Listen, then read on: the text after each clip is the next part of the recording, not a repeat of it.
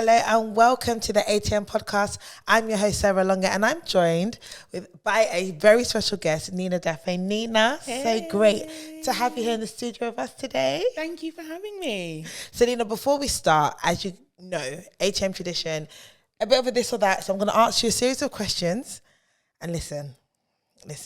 Everyone does this. I say this or that, and then they give me an essay, a bit of an epistle. I just want the this or the that, yeah? I will try all. All right, I'll be really, really good with the questions. I freestyle, so okay, cool. Let's just go. So I'll start with an easy one. Right, okay, she says. It's easy. Spring or autumn? Ooh, spring or autumn? Spring. Really? Yeah. Yeah, do you know what? I know I said no faffing about, but I'll have to answer that too. So I like spring. I like the temperature, but I love autumn fashion. The colour, for me, the colours. Yeah, all of it's that. the browns. Yeah. I mean, I wear brown all year round, but it's the browns and the burnt orange for me. I just love it. Yeah. Okay, cool. Beach holiday or a city holiday? Ooh, beach. Beach. Yeah. Okay. There's a theme here. Anything hot. Spring, I beach. see it. Spring, beach. Yeah, city. It's giving chaotic. And we live in a city anyway. Very true. Like, do you know what I mean? Yeah. Okay, cool. All right. TikTok or Instagram? Instagram. Same. I'm really trying with this whole TikTok thing. I'm not even trying. You're even good. You see, with TikTok, you go down a rabbit hole. Like, and the moment it gets your algorithm, that's it, you're finished. That's it, because they will just there feed laughing. you more. Yeah. Mm-hmm. Okay, last one. Okay.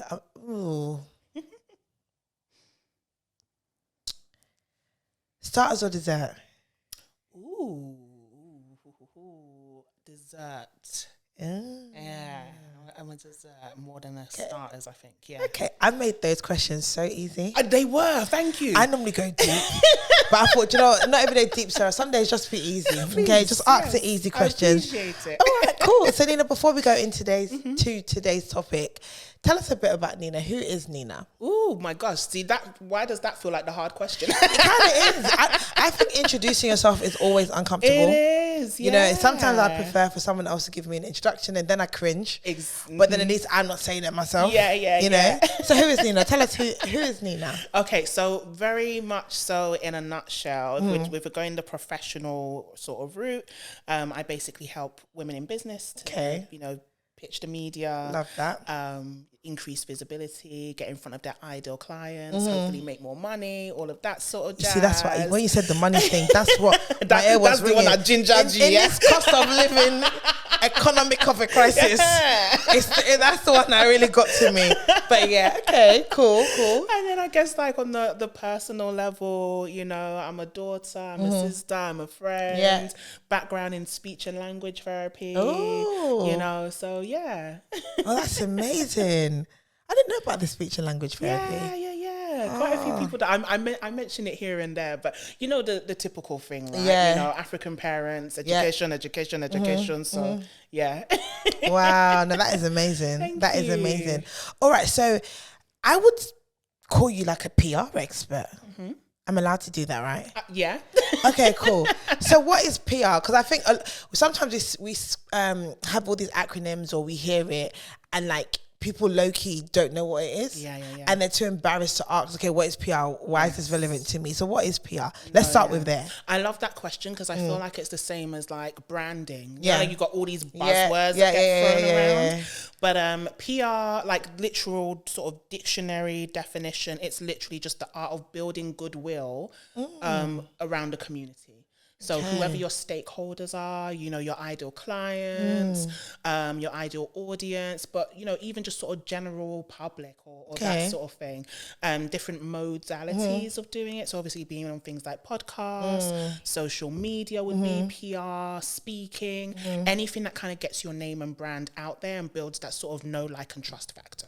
And that's so important because if you think about basically what you just described, so PR today and PR 10 years ago, exactly, it's two different things. Absolutely. And I think the people, like I always say things like the people who stay with the times of the people who are going to maximize what they're doing and get the most out of it. Like you have Blockbusters and then you have Netflix. Oh yes, and even Netflix is beginning to. I know, and that's making me really sad. Yeah. But they need to stop increasing their prices because. Anyway, so why is PR important to a business succeeding? Yeah. So I think so even in order to answer this question, I feel like even just telling like my story, right? Yeah. So when I first started, I started as a blogger. And by about the first year of launching, I got sick of the fact that it just felt like just my family and friends who were sort of paying attention, but I you know, it didn't seem to be growing. I didn't seem to be getting my name out there. And so in order to do that, when I was researching how to do that, a lot of what was coming up was basically PR tactics, guest blogging, you know, podcasts, collaborations, those sorts of things. And as soon as I started to do all of that is then when actually I feel like, you know, we always focus on, you know, the growing the influence, you know, the money and stuff like that. But I was actually having a discussion with someone earlier this week about even just things like getting feedback, right? So for example, you can have an idea in your head and you think, oh my God, this is going to be great. Everyone's going to love it. And you put it out there and it flops. You know, or it maybe doesn't go as well as you thought, or it needs tweaking in some way. The sooner you get it out into the public through sort of PR and visibility is the sooner that you actually get feedback on what people want from you. True. So me starting out as a blogger, I was initially sort of talking about, I had like devotionals, talking about the women of the Bible, female empowerment, those sorts of things. I still very much talk about God, women of the Bible, female empowerment, but the feedback that I got through PR was, you seem to be living and working in your purpose. How do I do that? How do I spread my message? Which is then how my brand evolved. So I think those are sort of the things that make it really you understood what your clientele wanted. Yeah. And I think a lot of us don't want to do that. Because I'm going to be honest with you. It's okay. This is a safe space. I'm stuck in my ways. And God is really dealing with me. Because in my mind, I'm like, I want to say what I want to say. Yeah, I hear that. And if you don't want to receive it, you don't want to receive it. But then at the same time, if I have that attitude, then I can't be upset when things aren't growing. Yeah. Or when people aren't connecting to my stuff. Absolutely. As much as I really want to be upset, I can't be. Because maybe what I was saying 3 years ago isn't relevant today. You know, and... So, okay, so with all of that being said, so you went on your own personal journey, right? And how was that? Because I think before we go on to like why PR is important for the success of a business, how did you deal with that? How did you deal with the fact that I was putting out good stuff? You know, I was putting out good content. You know, my family like it. Yeah. I like it. But how come no one else is getting it? How did you deal with that personally? Because I know so many people who are going through that right now. I think it's that's a really, really interesting question. And I'm going to be very, very honest with you in saying not very gracefully. No, I hear that. Not very gracefully at all. Because when you think about, you know, what it takes to sit down, write a blog, you know, do a podcast, sing a song, whatever it is that you're doing, it's a lot of upfront work. A lot of work. And so when you're doing it and you put it out there, you almost want people to receive it, to validate all the work that you've put into it, right? And so for me, if I'm very honest with you, I was frustrated. There were times where, so it was very much God who actually nudged me to do this in the first place. So you're like, God, why did you tell me to do it in the first place? You see, like literally, you told me to do this. You told me, now I'm embarrassed. Right. Yeah, I hear that. Like, why am I even doing this? Blah, blah, blah, blah, right? And I would say that all of that is completely natural, to be honest with you. So if anyone sort of is in that space right now, don't feel bad about it. I think it's literally just a part of the journey. Yeah. And I feel like actually a lot of the times when it comes to PR, you almost need to make noise for yourself first before people will then appreciate it. See, I was going to speak about this a bit later on, but it's that you got me at make noise for yourself. And I recently had a series on Instagram speaking about things that we don't discuss in diaspora. I have been enjoying that. Thank you. Yes. Thank you. Yes and yes. Can't believe it's ended. But yeah, thank you. You can carry on. No. I'm not going to lie. I'm okay. I'm even tired of hearing myself saying, I think I don't tell. But honestly, one of the topics I spoke about was being able to brag about what you do and how well you do it. Because I feel like within the Black community, one thing we don't do is brag. Because if we do, I mean, okay, let's be real. There's some people who are arrogant, right? But the people who need to brag on their capabilities of doing something and doing it well, whether in the workplace or in their business, they don't do it. And I think it's because we've been so taught to don't be proud, you know, be modest. Absolutely. You know, we aren't always the first people picked out. So even though two people could do the same work, I can do the same work, another person could do the same work of both great standard. I'm not the one who's going to get called out because of the colour of my skin. And so now someone's telling me, you know, unlearn all the things you learned in your childhood and brag on yourself, because if you don't, the success of your business or your brand, it can fail because of it. Literally. So how do you just brag on yourself? Like how?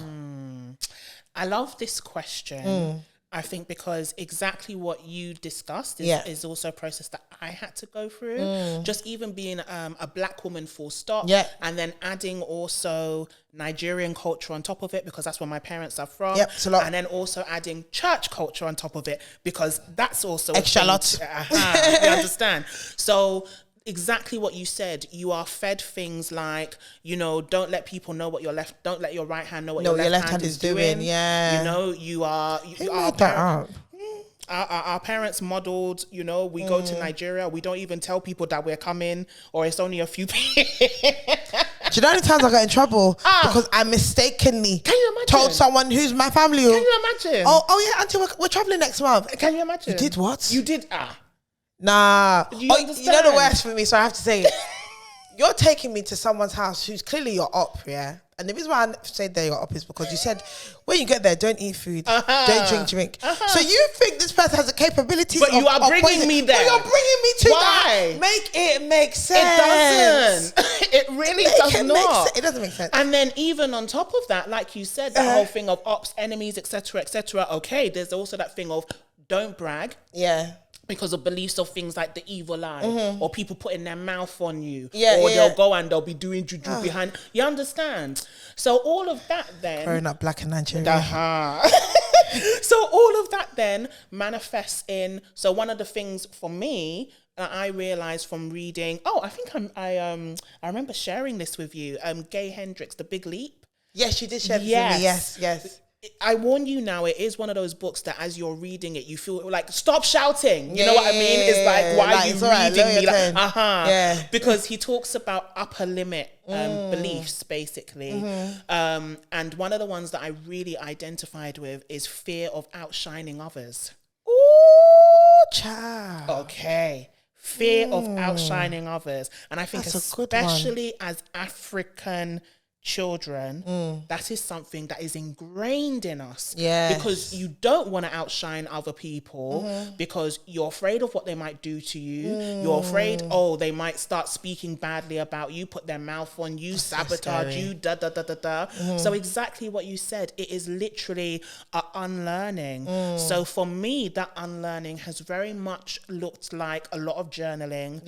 I journal a lot. I think especially as God is kind of up-leveling me and putting me in arenas that I never thought I would have been in. I have to journal. You know, a lot of prayer, mentors. Just yesterday, I was feeling a bit triggered, a bit insecure, and it was great to just be able to voice note one of my mentors and be like, "This is what I am dealing with.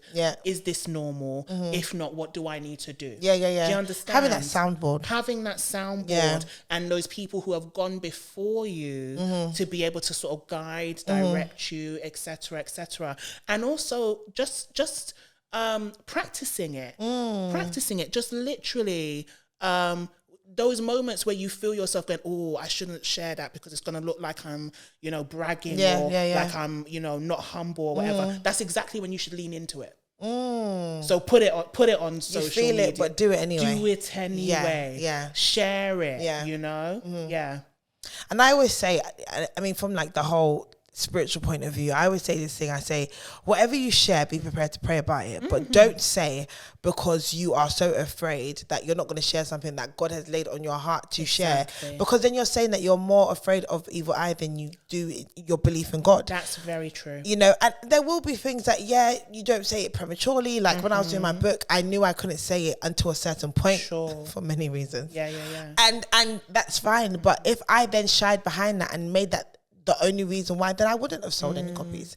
And do you know, sorry to cut you as well, but even just to piggyback off of that, like another aspect of PR is the networking, right? So even those divine connections and knowing who it is that you should be sharing with. So trusting your gut, trusting your intuition, but also realizing that the more you share is actually the more doors tend to open up for you. Oh, absolutely. Because if people don't know, for example, what you need or what your skills are, what you can do, then who's coming to look for you? Who's coming to look for you? Thanks for making it this far. If you like what you see, please remember to like, comment and subscribe, and turn on your notification bell so you don't miss an episode. So on the point of who is going to look for you, right? How does one become PR ready? Ooh, that's a really, really good question. How does one become PR ready? So I would say there are like 3 or 4 pillars.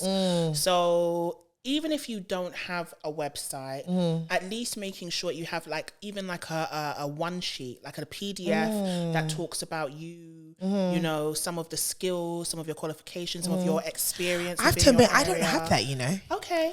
And I need to have it. And I think that's why it's so good to have these conversations, because literally every time someone asks me to speak at something or do something, I'm copying and pasting things from different places. But it's so true. It sounds so... Now you've said it out loud, I'm like, yeah. Because on to the point of who's going to look for you, if they come and find you... You need to be ready. You need to be ready. That's it. That's wow. it. Yeah. Okay, so the first one is the... Media one sheet. Media one sheet, okay. Yeah. And even if you don't have like a PDF, for example, even just having like a press page or, you know, just something like that on your actual website, right? I need to write notes anyway. It's okay. It's your episode. You just go back. Rewind. This is why you guys need to subscribe, because just get all the downloads, you know. All right, so have that on your website, a one page or cool. What's the second one? The website itself. So if you do have a website, making sure your brand is clean. And I don't necessarily mean the aesthetic of having a logo or even colors and stuff, which is I think what people tend to get stuck on. I'm talking about, do you have a cohesive message?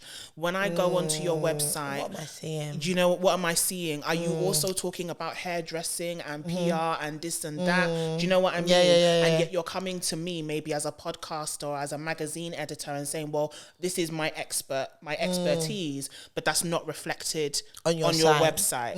You know, so really making sure your message is actually cohesive, that it's very clear who you serve. Even, you know, if you do have a podcast or if you do have blog posts, it's almost like when you go to a job, right? You have your CV, so that's what your one sheet is, that's what your website will be.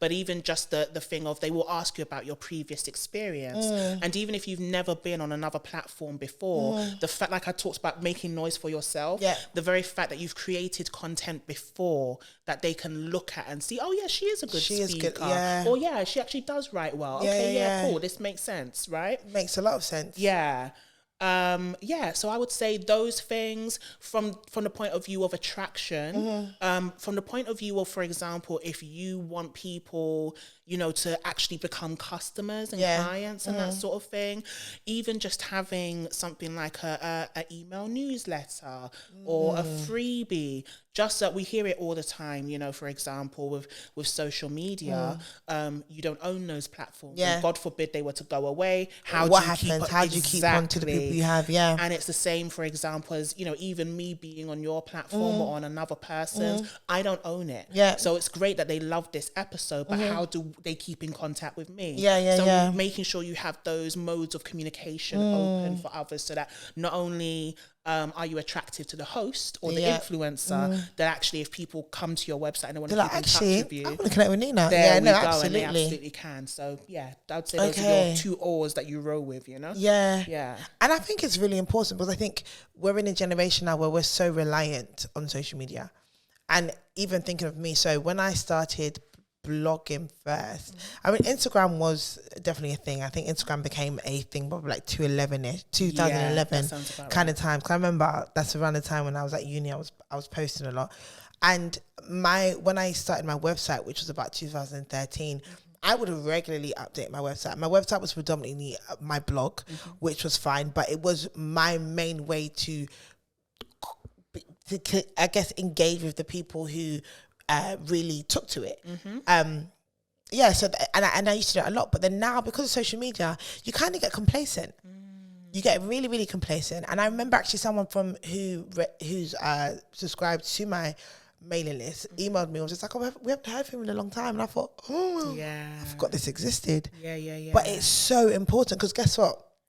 When I launched my book, what was probably for me the place where I got the most feedback, which you spoke about the most, and really good engagement, it was my website. It was people on my mailing list.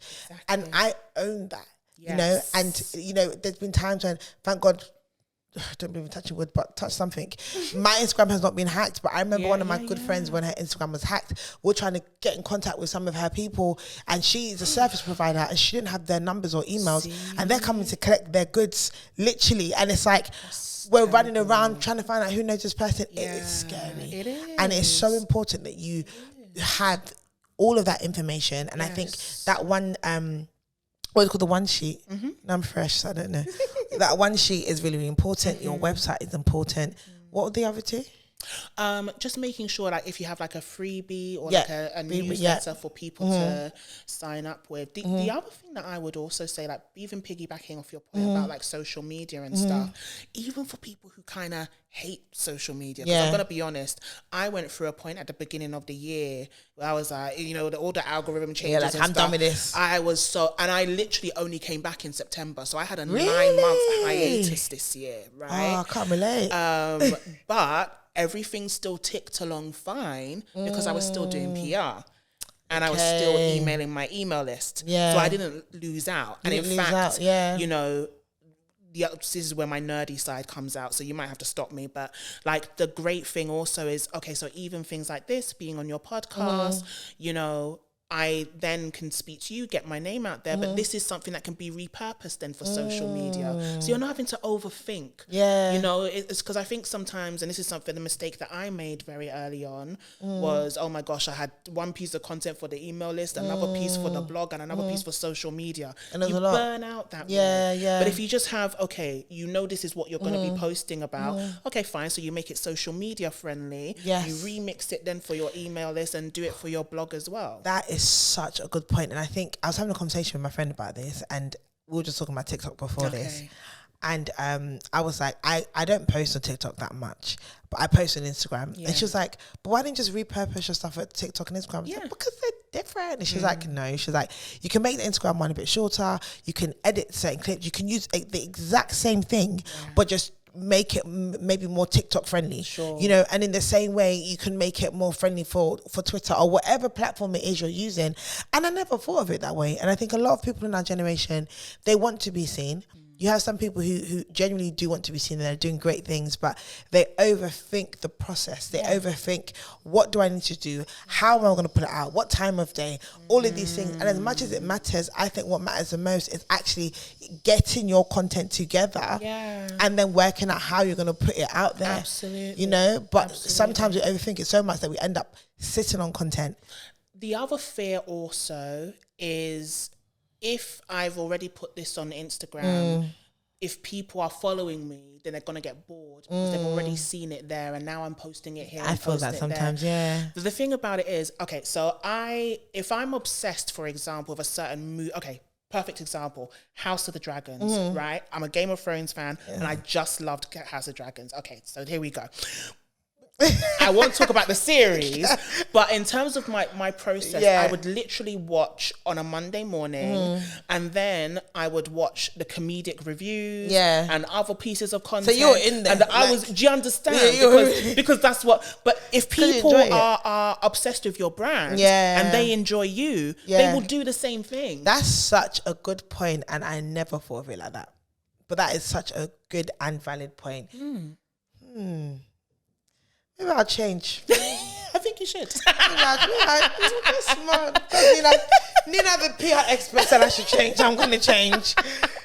So, you know, with all of that being said, and I feel like, you know, PR now, and I'm so happy with doing this episode, a lot of people feel like they can't do things because someone else is doing it. You know, I shared this about my podcast.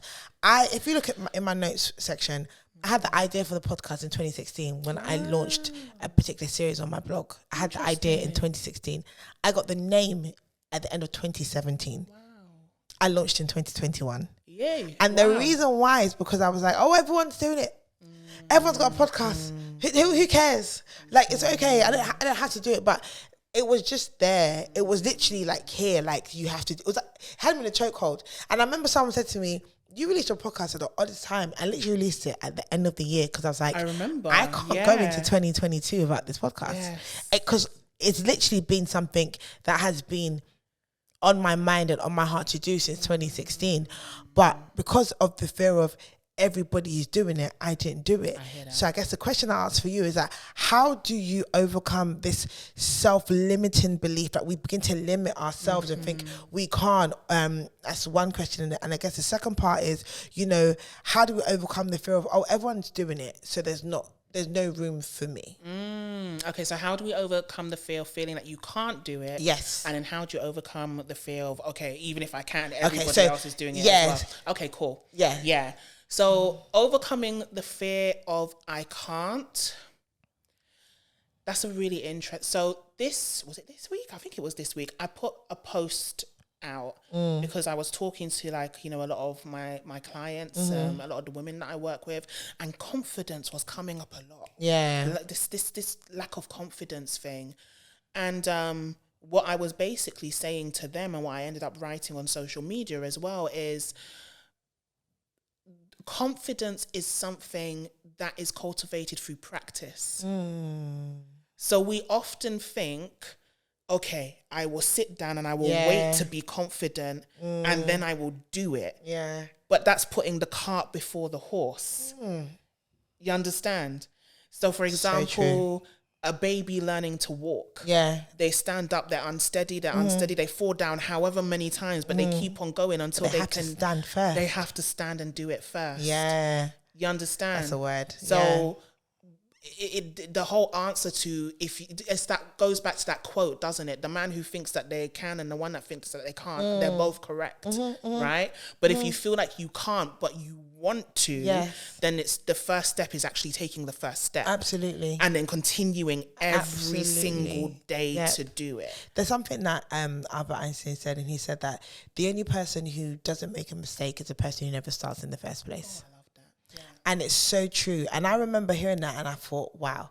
Because we look at people's end product, or we look at people's where we think is their destination. Yes. And even if we do see a bit of their process, we don't see their mistakes.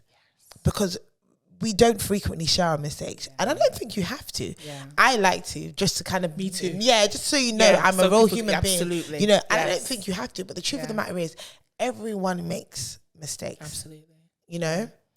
Yeah. And then the second question was the fear that everyone else is doing it, right? I completely understand that fear, but I think that the answer to that is, even if somebody else is doing what you are doing, they won't do it in the same way that they can never do it like you. You understand? You are a unique person. Yes. You know, if we're thinking about a brand or even that sort of thing, you're a unique product. You know, like, even if there is somebody else who does PR, a podcast, sings, dances, they don't do it in exactly the same way that you do. Yeah. And then once again, thinking again about, you know, even some of the things or the people that we watch, right? You know, thinking about, don't know why this is top of mind, but even like, you know, on YouTube, you have those sort of gossip blog type videos or whatever. So, you know, one person is not going to report on, I don't know, Kanye West the same way that Kanye's another person. Unwell, man. Pray for Kanye, man. No, honestly. But do you know what I mean? But it's true. They're gonna. We have our different personalities. We have our different things, and the same you know, the reason why someone is going to be drawn to me, for example, is not going to be the same reason that they're going to be drawn to another. Yeah. I was doing a bit of market research actually this week, and one of the questions that I asked people was, before you worked with me, had you worked with anyone else doing PR or those sort of things? And some people said yes. I was like, okay, so what made you come to me? And I was getting things like, you know, you're a fellow believer. I loved your personality. I could tell that you cared.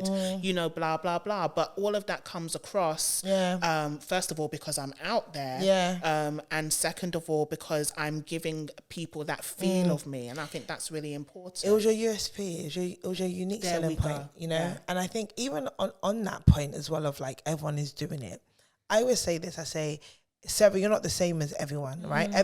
No one is everyone. Yeah. Does that make sense? Who is that? That's not a person. Everyone has their own personality. Everyone has their own way of doing things. So it will never be the same. But even so, if you are so worried that, well, actually, what I'm doing is really similar to someone else, then how can you diversify what you're doing? Yes. You know, and even with that being said, there's a point that we have to make where if we really feel uncomfortable about something, not doing it is never the answer. You have to understand why you feel that discomfort, and then you have to tackle it, you know, and looking at things like who's my audience, because the person you're comparing yourself to, they may have a pile of Gen Zs following them, and so they're going to do things for that audience. It's true. And someone else might have a pile of millennials or baby bloomers, and for that reason, even if you're doing it the same way, you have two different people that you're reaching out to. Very, very and so you've got to make sure that your focus is very tunnel visioned. It's very much like, okay, this is what I'm doing, this is how I'm going to do it, and just run with it. And I love 2022 in the sense that I'm seeing so many people come up their shell. I'm seeing people even grow massively on, I use Instagram, for example, people who started at the beginning of the year with like 800 followers, and now literally they're in November with like 20,000 followers. And you're like, did you buy your followers? And they didn't. And I'm watching these people do things in a way that they're just being them. Authentic. Whereas last year they were trying to do things like, oh, this person did this video, so I'm going to do that, and I'm going to do that. But when they started being them, that's very true. Even if other people were doing what they did, they could never do it like that person. I think the other thing also, that fear of, oh, everyone else is doing it. Some people take that as an omen of, because it is so saturated, I shouldn't do it. And who said that? That's the other thing. Exactly. Like you actually want to be a bit worried if the thing you want to go into is very quiet, especially in the online space. Like the fact that it is saturated shows you that it's popular, there's a demand for it. Shows you that there's a demand for it, so you should actually go for it. Perspective. I like that. Thanks for making it this far. If you like what you see, please remember to like, comment and subscribe, and turn on your notification bell so you don't miss an episode. So Nina, listen, I've literally just sat here and I'm like, I'm going to take so many of these points and apply it to me, myself and I, right? And I know there's going to be people on here, both women and men, because especially black women and men, who probably want to know how they can maximize their personal brand or their business or so on and so forth. So for that person who's listening to the podcast right now and who wants to start their PR journey today, how can they and how can they contact you? Because girl, you get brain, you get sense. Well, thank you. So in terms of how to contact me, probably if you go through the website, so it's fababorubiescollection.com, and that will have like all my socials, you know, like how you can sign up for my email list, you know, all of that sort of stuff as well. And I'll put that in the description. Don't worry, guys. I got you. And then in terms of how people can work with me, or, you know, how they could even get started today. So I've kind of got two avenues at the moment. Okay. The first that I was discussing with you earlier is like PR templates. So literally they're like downloadables of like my proven, like these are ones that I've used, I've had success both for me and my clients, right? There are 5 different types, articles, podcasts, even for you as a podcast host, if you're looking to invite guests, for example, that you've never met before, like there's a template for that, you know. So I just have to go on the website and download, because I'm trying to get some guests on here. But yeah. So yeah, literally, like with permission, if that's okay with you, I'd love to give your audience a discount code. I like discounts. Yeah. Okay. Cool. Guys, we like discounts. Come on, give us a discount code. Awesome. So I will send all of that to you. Perfect. And then the other side that I do is like done for you services. So, you know, if you've got those people are just like, this all sounds great, but it also sounds overwhelming. And I don't have time. Then, you know, me and my team can basically take care of you that way as well. So you have the templates. And then you also offer the service of I can just take it for you, and I can do it for you. Yeah, amazing. Nina, thank you so much for joining us today on the ATM podcast. You have been honestly, I've learned so much, and I know that people watching this and listening to this will definitely say the same. So your website, is that the same as your social media as well? Yeah, at Far Above Ruby's Collection. Yeah, amazing. Thank you so much. Thank you for having me. Thank you for tuning into the ATM podcast, where we cash out on a weekly basis. Please remember to like, comment, and subscribe. Until next time.